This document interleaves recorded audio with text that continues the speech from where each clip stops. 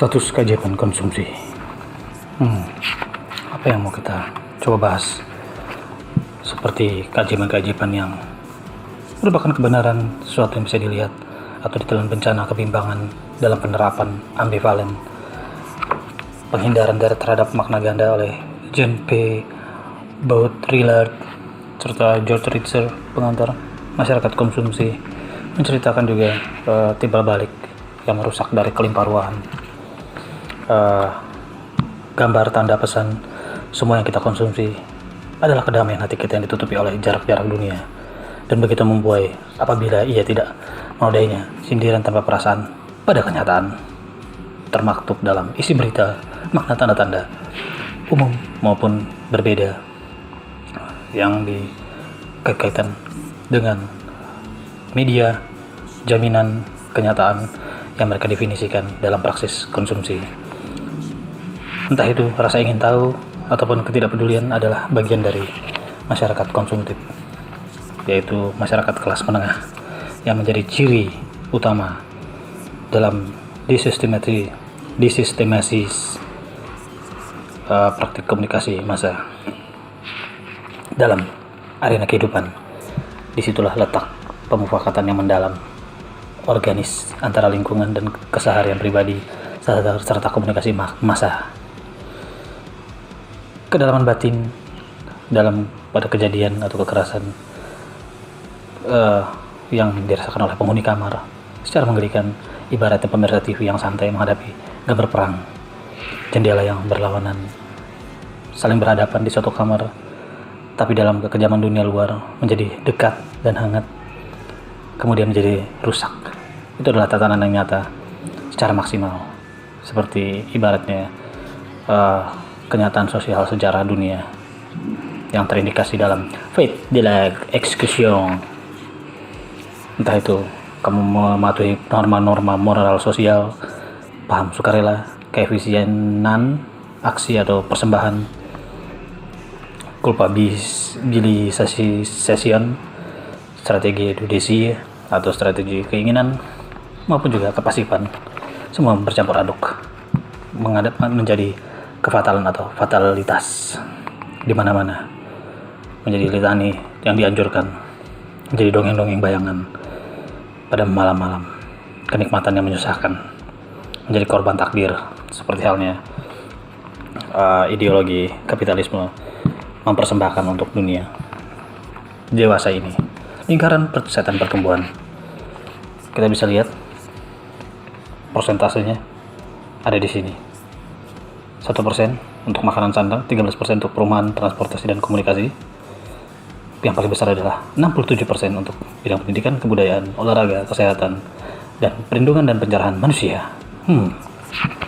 Luar biasa bukan?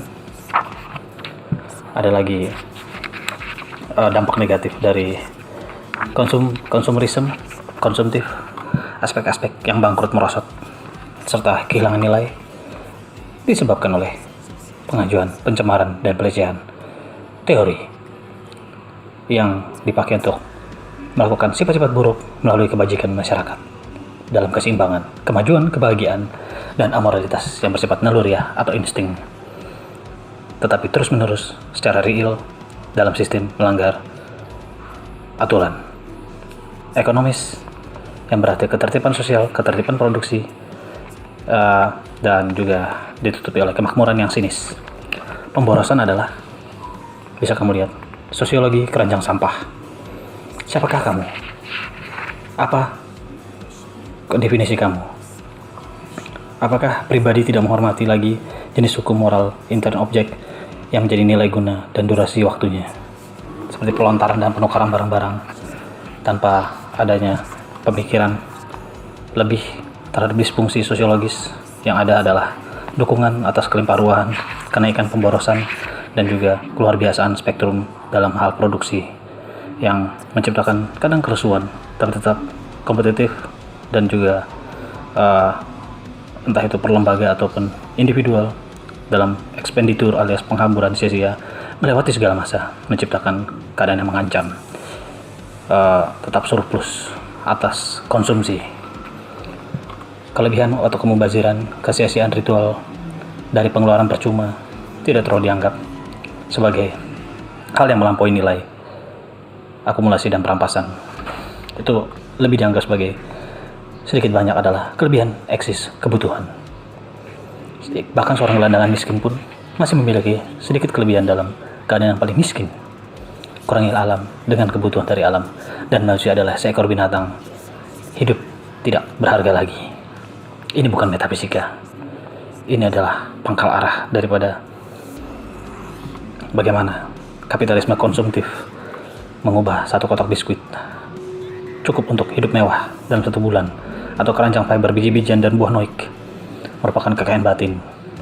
Musim dingin terpendam dan aroma parfum tercium menghadirkan masa depan dengan wangi tabung dan peti-peti di gudang, membebaskan semua orang dari pengangguran, parkiran, dan stok barang yang secara perlahan naik, dan juga kerja keras terus-menerus untuk mencapai ambisi lebih baik, lebih cepat, lebih sering.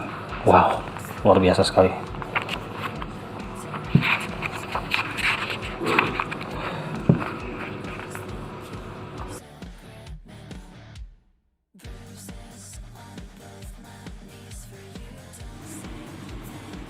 Salam. Penduduk makin bertambah, sementara sumber daya alam semakin habis. Tidak ada lagi upaya untuk menciptakan kembali parenthood,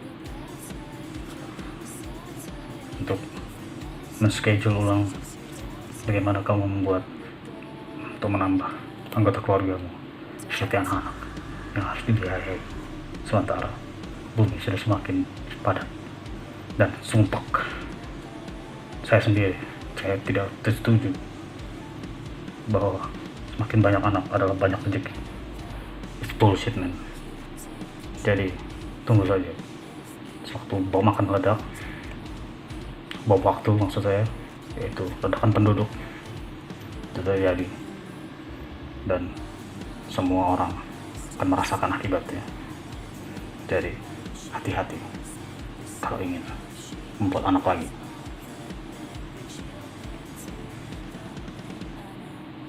Saya percaya Anda bukan salah satunya orang yang loose cannon dan menciptakan keluarga baru. Berpikir panjang adalah seharusnya menjadi tujuan setiap manusia, tidak asal-asalan saja hanya berdasarkan nafsu belaka. Catat itu. Untuk hari ini sekian. Tetap percaya dan selalu lawan kemunafikan. Sistem industri dan kemiskinan. Di sini dapat kamu baca secara objektif mengenai kelimpahan pertumbuhan dan seluruh permasalahan liturgisnya yang tercakup dalam sistem industri, dan juga paradoks struktural pertumbuhan mengenai kebingungan orang miskin, ya, yang lebih dari 20% tidak punya hak istimewa alias orang tidak laku. Tapi kadang-kadang great societies percaya bahwa diri mereka sendiri pernah menghadapi kegagalan yang mati-matian dari murah hati, dan itu bukan komik mengenai kemiskinan, kemerosotan maupun struktur sosioekonomi dan juga hasil bermiliaran dolar, baik itu pengeluaran besar kesehatan, obat-obatan maupun proses perbuatan yang tidak memperdulikan, sikap tidak mau tahu, individualistis. Yang jelas semuanya itu mencakup pada pertumbuhan ekonomi, entah ya kenikmatan warga negara ataupun dari kekuatan yang lainnya. Semuanya berisi bukan hanya lamunan, bukan pengelolaan militer saja, bukan hal kontrol yang efisien, akan tetapi itu adalah hierarki daripada kapitalisme untuk terus menyusup, membuat orang menjadi konsumtif dalam kungkungan lingkungan perkotaan, memunculkan hal-hal baru, ruang waktu, udara segar, pepohonan, air tenang yang dulu gratis dan berlimpah kini menjadi barang mewah dan hanya diperoleh orang-orang yang kaya, meskipun pabrik dan pelayanannya tetap memberikan dan memproduksi untuk semua orang. Itu yang dinamakan penyamarataan yang relatif, penuh distorsi dan kesenjangan. Objek-objek konsumsi menciptakan pemisahan-pemisahan baru yang paradoks. Teori tentang konsumsi atau tentang teori konsumsi, silakan baca. Berkenalan, berjabat tangan, shake your hand, meet yourself, your new friend, Homo economicus, yang diotopsi mulai dari kecantikan zaman keemasan, dari kelahiran, pertumbuhan alam, insaninya, dengan prinsip-prinsip dan rasionalitas yang terbentuk. Udah jelas. Contoh-contohnya adalah Karl Marx atau Robinson Crusoe, dan juga Chombar Dalloway, berupa utilitas keinginan memperoleh satu kebaikan tertentu yang khusus di akhir konsumsi. Hal yang lebih kompleks, psikologis, objek oriented atau insting oriented, semuanya hanya eksistensi yang hadir dalam jarak yang dekat atau belakangan dalam lingkup sosiokultural tanpa dalil antropologi, tapi semuanya minta dipuaskan dalam bebas sadar bagi segala makhluk untuk mendapatkan motivasi yang lebih mendalam, berdasarkan idealisme dan model-model kesesuaian serta persaingan. Semua itu dicatat oleh Marshall, Galbraith, juga Gervasi, berupa pilihan-pilihan yang dibuat tidak secara kebetulan, pilihan mendasar atau otomatis, bisa diingkari dengan kedaulatan konsumen, ataupun juga sebuah pilihan dalam teori ekonomis.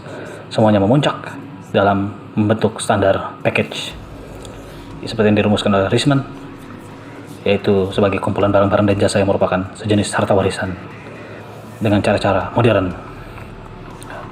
Bisa kamu gambarkan TV, kamar mandi, mobil, juga segala sesuatu yang menyembunyikan pengurangan pendapat yang sama ada dirumuskan dalam konsep-konsep kebutuhan dan norma terpisah.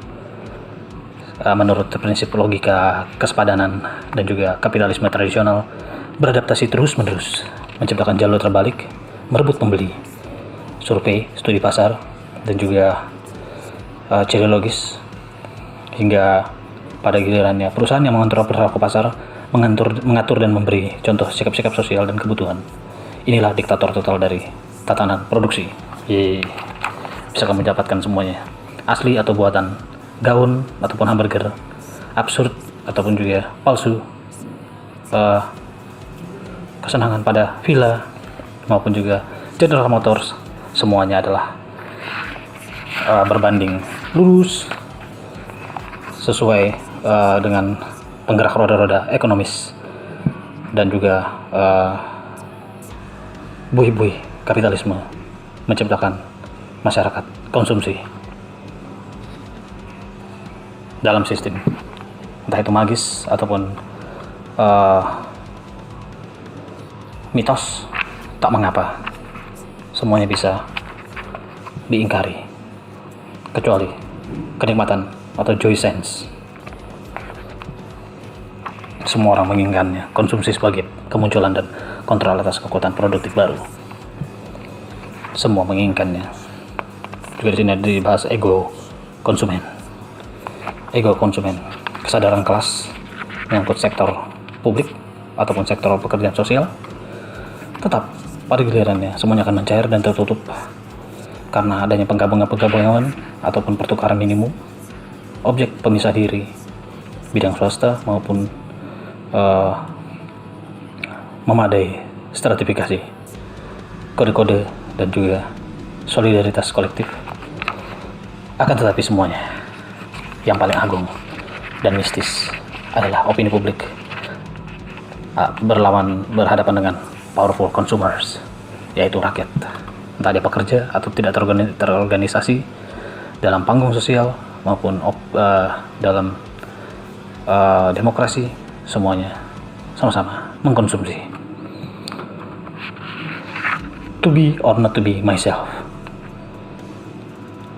Mercedes-Benz atau mebel interior, lukisan ataupun warna cat, semuanya merupakan standar dan pilihan komoditas yang tetap ada dan akan selalu ada, berputar-putar, diproduksi, diciptakan di hadapan Anda. Budaya media massa.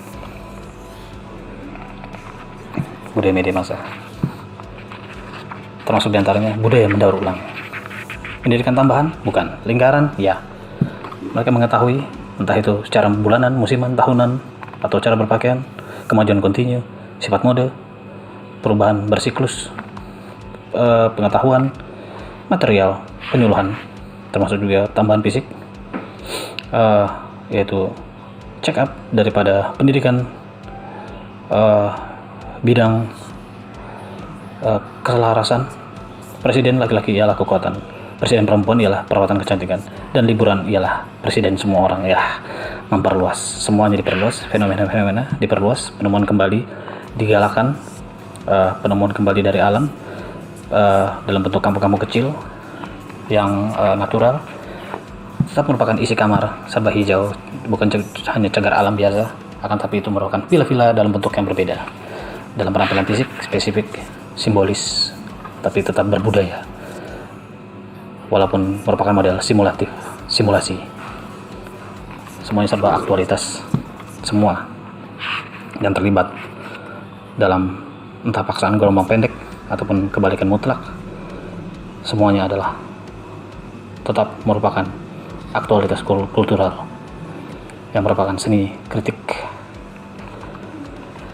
konsumsi budaya, entah itu hijau, entah itu artificial, Mega Mall, Kierkegaard, Van Gogh, 200.000 eksemplar, semua arti dijadikan bersiklus, ya. Bermula seperti studio objek, seperti dalam periklanan, mulai dari media, kode acuan, model simulasi, prosedur logik, bentuk dan teknologi permainan, kreativitas budaya, kombinasi mainan, kreasi garda depan, budaya massa, termasuk juga ideologis, folkloris, sentimental, moral, dan sejarah. Stereotip-stereotip yang terbentuk, semuanya bisa dijual menjadi mode budaya yang aktual, membuat hembusan napas menjadi baru kembali bagi kapitalisme dan juga konsumeris. Budaya persekutuan terkecil, teleport dan komputer. Anda pasti sudah mengenal yang dimaksud dengan komputer dan juga turunan-turunannya, gadget dan permainan. Post-industris adalah tempat di mana masyarakat mengalami fungsi tandanya dan mengalami kenyataan objek yang potensial serta berhasil melalui waktu untuk mengkilatkan yang murni atau tidak berguna seperti penindi kertas akan dialihfungsikan, serta pecinta keindahan, bentuk-bentuk dan kesia-siaan potensial yang disebut musik nyata telah tiba sesuai dengan abad yang berganti. Bloknot IBM, pesawat kecil, apalagi perjalanan sekretaris Anda ke Roma, buku-buku yang Anda sukai, tipe magis, praktik sosial mode, pengendalian listrik. Jawaban iya dan tidak dalam perspektif moral, bergunanya sesuatu, mobil, secara logis, gengsi, pemuja jimat, dan juga lingkungan hidup dan pencipta fungsional. Bendanya bergerak seperti gerakan. Gerakan apa? Gerakan geometri, orientasi, bervariasi. Entah mebel, cybernetika, fasilitas telex atau kaligrafi, pergi ke New York atau Honolulu, ke pinggiran kolam renang yang teduh dan jernih, ataupun juga teknik dalam seni hidup, serta video, phone, sistem pemanas, dan banyak lagi bentuk-bentuk yang dalam pertimbangan moralnya bukan sebagai mainan atau gadget, tapi lebih disebut sebagai new look, pengagungan, perdagangan, dan juga barang-barang dan jasa, baik non-ekonomis, non-simbolis, maupun juga dalam kombinasi terakhir yang menciptakan kehancuran katanya, baik domestik maupun internasional, seperti internet dan perangkat teknik, ataupun kerja modern, keingintahuan yang tidak jelas, nafsu mekanisme, permainan warna, roh dari segala macam hal yang rata dan tersiar, pregnante, keterpesonaan, dan juga bilar listrik yang jelas semuanya bagaikan hubungan antara penunggang kuda dan kudanya, atau antara pekerja dan alatnya, atau penggemar dengan karya seni. Di sini hubungan manusia dengan benda-benda betul-betul magis, artinya memukau dan manipulatif, penuh nafsu. Pop. Apakah sebuah seni konsumsi? Nyata jelas. Pop adalah pengembalian daripada hal-hal yang berputar-putar dalam bentuk lingkaran yang menjadikan objek, barang-barang lama, retro, ataupun masa-masa yang lama, termasuk di dalamnya sejarah-sejarah lama, diperbaharui lagi atau diputar balik dan dikombinasikan, dimixing, membentuk banyak hal baru yang merupakan hal lama yang diperbarui ataupun juga memang penemuan-penemuan baru sebagai objek-objek media yang berupa pesan.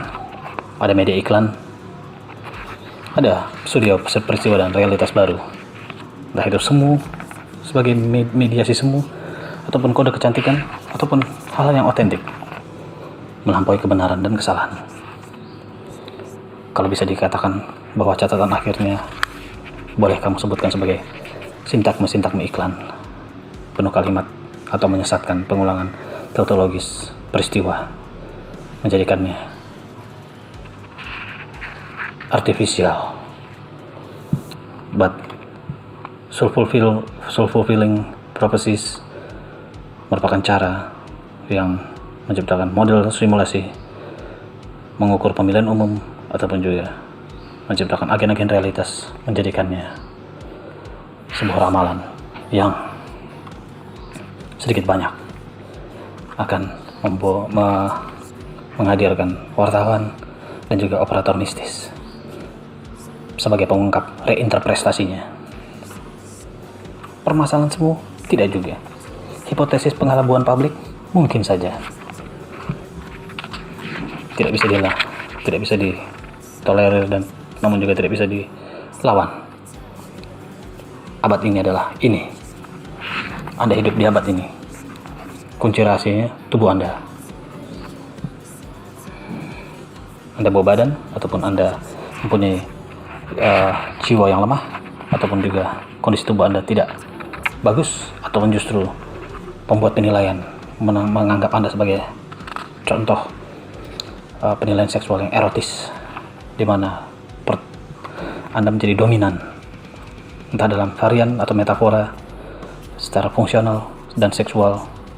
Anda menjadi internal yang terintegrasi dengan prinsip-prinsip kesenangan dan kekuatan produktif serta pembebasan dalam dorongan belanja apa saja, feminim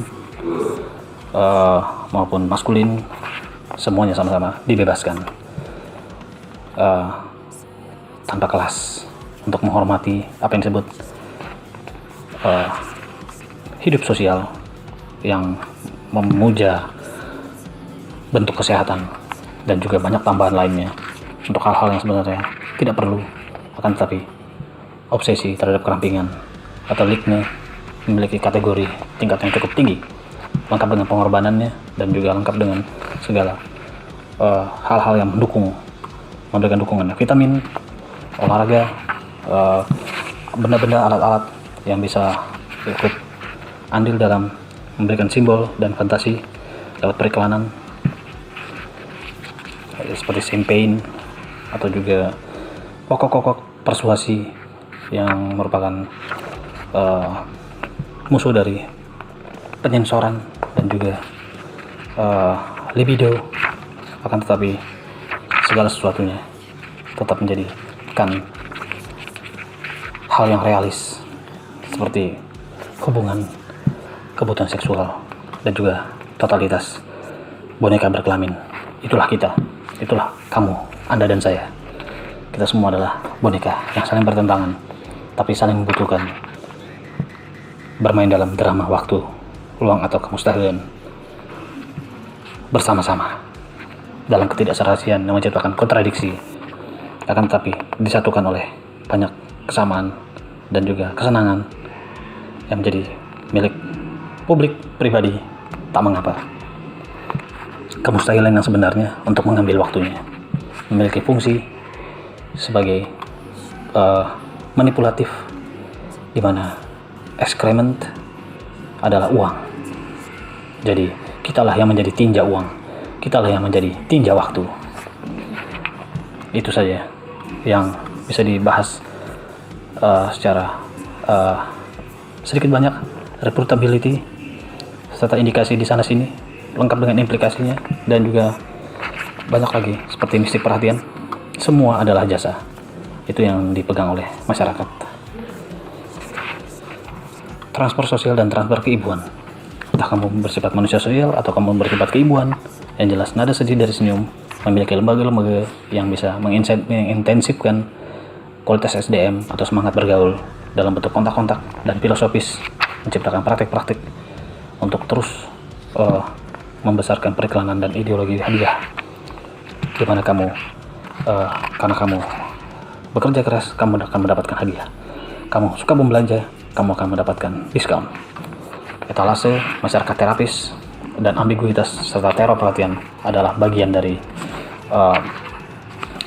parade tersebut.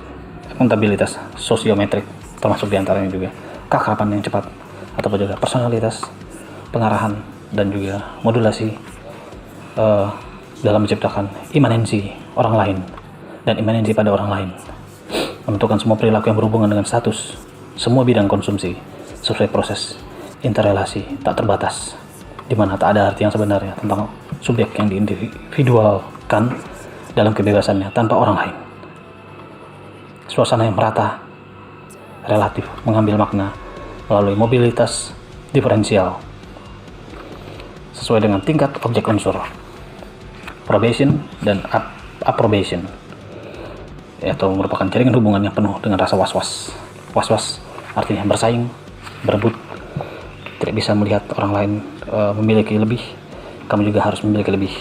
Entah kamu dibebaskan atau dilepaskan, tetap hal mistik itu tidak bisa mengalahkan pengagungan kejujuran yang ada di balik gairah, perhatian, dan juga rasa iri, cemburu terhadap obsesi anggur.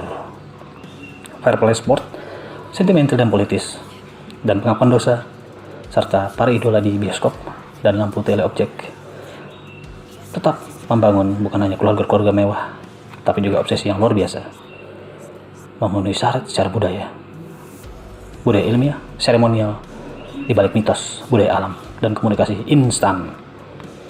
Itu adalah merupakan skema moral yang ada dicanangkan oleh liberalisme, berdialog, penuh opini-opini, menciptakan anomi atau anonim dalam masyarakat, kelimpah ruahan. Ada kekerasan di sana, kekerasan untuk saling berebut, kekerasan untuk melawan aturan, kekerasan untuk inkapabilitas, juga pembela moral, euforis, lengkap semuanya ada di sana. Sudah dideteksi dan juga terbaca di sini. Subkultur mengambil peranan juga untuk menciptakan hiperaktif dan ketentraman, kebosanan, cooling down, pengembangan, termasuk olahraga, latihan otot, dan juga aspirasi, politik, ekonomi, semuanya merupakan proses dekonstruksi yang kadang bisa terkontrol tapi juga tidak terkontrol, merupakan perpaduan mendalam dalam proses yang fenomenal, betul-betul klasik. Bisa membuat Anda sakit kepala atau juga sakit yang lainnya, akan tetapi tetap segala sesuatunya merupakan kelusuan yang harus dilawan karena Anda menginginkan kesempurnaan dalam hidup Anda. Hingga akhirnya kesimpulan tentang alienasi kontemporer atau akhir dari perjanjian dengan setan merupakan bahasan cerita pendek yang merupakan cermin dari interpretasi global sistem, refleksi dari potensi kenikmatan-kenikmatan dan kesadaran konsumsi dan atas konsumsi yang bersifat kolektif. Makan, minum, bertempat tinggal, berpakaian, pengeluaran kemewahan,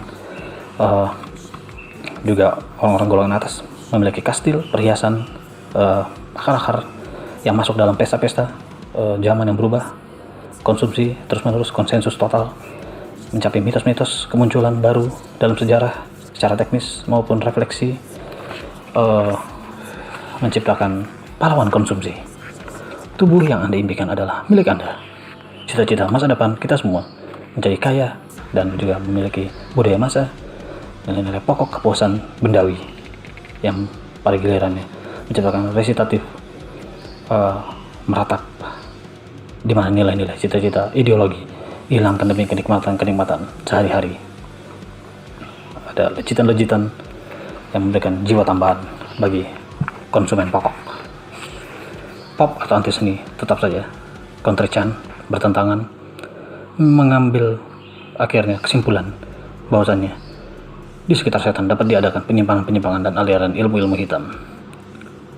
Ilmu magis kita adalah ilmu putih, mungkin lebih menyimpang dalam kelimpah ruahan, merupakan profilaksi dari masyarakat yang jenuh, dari masyarakat yang vertigo dan tanpa sejarah, tanpa mitos. Masdul untuk diramalkan masuk ke dalam perangkap objek yang puncaknya semu, mendadak menghancurkan, seperti yang dituliskan, detail, mendalam, dan juga penuh dengan ide-ide brilian yang berinteraksi dengan banyaknya pengambilan keputusan dan juga pengalaman-pengalaman dalam kehidupan masyarakat. Masyarakat adalah kita, kelas menengah, masyarakat paling besar di bumi ini adalah masyarakat konsumsi. Kitalah yang memutar roda ekonomi, dan roda-roda lainnya ikut berputar bersama kita. Di mana bumi berputar? Di sekeliling kita. Apakah kita yang memutar bumi? Tidak. Tapi tanpa kita, elemen yang paling penting, tak ada yang terputar. Semuanya diam. Masyarakat konsumsi merupakan pertukaran simbolik, bukan nilai tukar. Penting, tanpa henti, rakus, serakah, pemboros agung.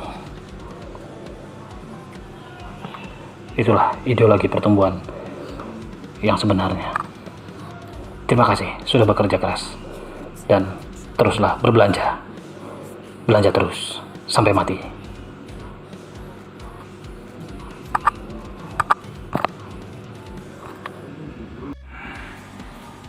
Sebuah tapi nyata. Mereka yang menciptakan cloning hewan-hewan aneh, langka dan unik, seperti dinosaurus, ternyata berujung tangan. Cloning manusia, dan itu masih berlanjut hingga hari ini. Terjadi seperti gaya-gaya kehidupan biasa. Tidak percaya, sekarang Anda harus percaya. Itulah yang terjadi di dunia kita yang aneh ini. Ini bukan science fiction, ini nyata. Anda harus percaya. Cloning sedang terjadi setiap saat, setiap hari. Bahkan satu kali nanti Anda akan bertemu dengan doppelganger atau kembaran Anda. Seperti cloning dalam film seperti Six Day ataupun hal-hal aneh lainnya. Percayalah, saya tidak bohong. Selalu simak terus channel saya.